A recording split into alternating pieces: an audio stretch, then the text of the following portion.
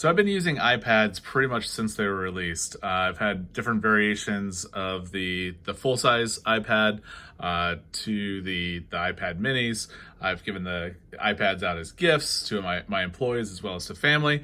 I just recently started using an iPad Pro, however, and this is the 12.9-inch variety. And there's been a lot of talk lately about using the keyboard. So I decided that I would go ahead and purchase the Magic Keyboard.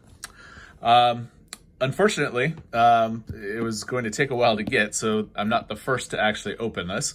So originally I was going to order it through Apple. That didn't really work out because by the time I decided I was going to order it, I wasn't actually going to be able to receive it until the end of May. So I ordered it through Best Buy. Came in before May even started, so I call that a win. So in this video, what we're going to do is we're going to unbox the iPad Magic Keyboard for the 12.9-inch iPad Pros. So let's go ahead and move the iPad away off the screen here, and then we can actually unbox. So we're going to do this together.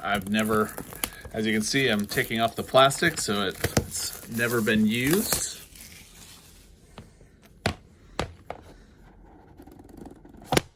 Looks like it did get banged up a little bit, but that shouldn't be a problem.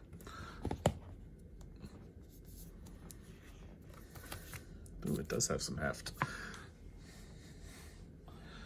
All right, so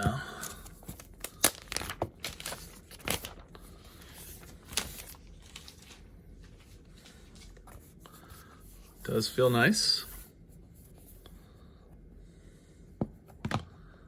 Looking forward to feeling that first. Yeah, it's like a very solid, just push into place. And then we've got the different folds, which is nice. So we've got the documentation in here. And then, go ahead and move the camera down. Let's see, we've got the keyboard and the trackpad. All right, so let's go ahead and use this guy for the first time. So as you can see, I moved the camera so it'd be a little bit easier for me to get to, especially since I'm going to be typing and whatnot. So let's go ahead and put wow, just snaps right into place. Let's go ahead and close. Now that does add a little bit of heft. Definitely feels like it's about twice as what it was before. Let's go ahead and open it up so we can feel it. That feels like a laptop. Wow. That's really awesome. I was not expecting it to feel that nice when opening it up. So let's go ahead and do some tests here. Take a quick look at it, how it feels and whatnot, typing, and I'll be right back. So as you can see, the mouse cursor changes. So moving from just like the dot, which is like the selection, this feels so much like a laptop. It's crazy.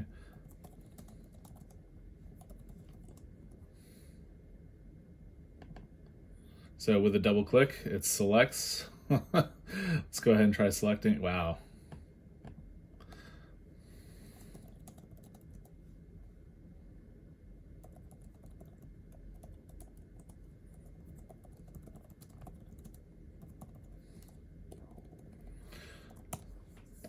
So I'm not gonna lie, this feels so much like a laptop. It is as far as the trackpad is concerned, feels good. You definitely have it's definitely has a physical click, which I like. And if we go, let's see, I think, wow. So 3 fingers pushed up, went ahead and came back here. So wow, and that brought us back. This is like using a Mac. Okay, so this is exactly what I was looking for when I started looking for this. So awesome things right off the bat. I mean, it's like what you've been looking for with from the MacBooks. You know, you have the ability to touch, but you also still have the ability to select. As you can see, as I'm selecting, highlighting over the icons, they, get larger, which is awesome. So you know that that's what you're selecting. If we go back, if we go ahead and do a new tab maybe, yeah, that's super cool.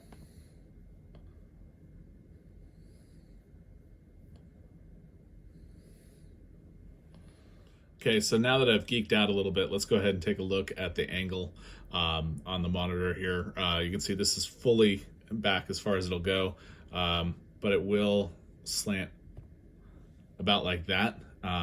It's really not usable at that position. You get about 90 degrees, it's usable, but really I think most of the time you're probably going to be at that full slide back. Some other things to note. So you do have the USB-C right here. And then also over on the other side right here, this USB-C is only for charging.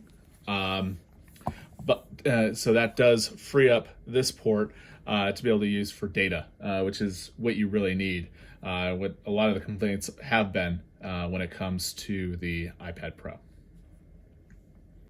So the keyboard experience, it feels just like a MacBook, almost the same travel. Feels really good. The keys themselves light up, not quite as much as the MacBook, but it's still enough to be used in the dark. So let's go ahead and try that out. Let's go ahead and turn out the lights.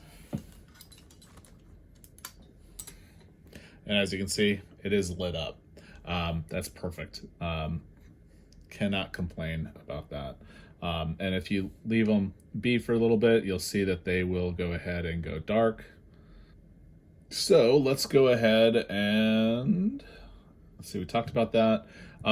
So one thing you'll notice right away, no function keys and no escape key. I don't know how that's going to impact yet, but that has been one of the biggest complaints that I've heard from people that have been using this keyboard.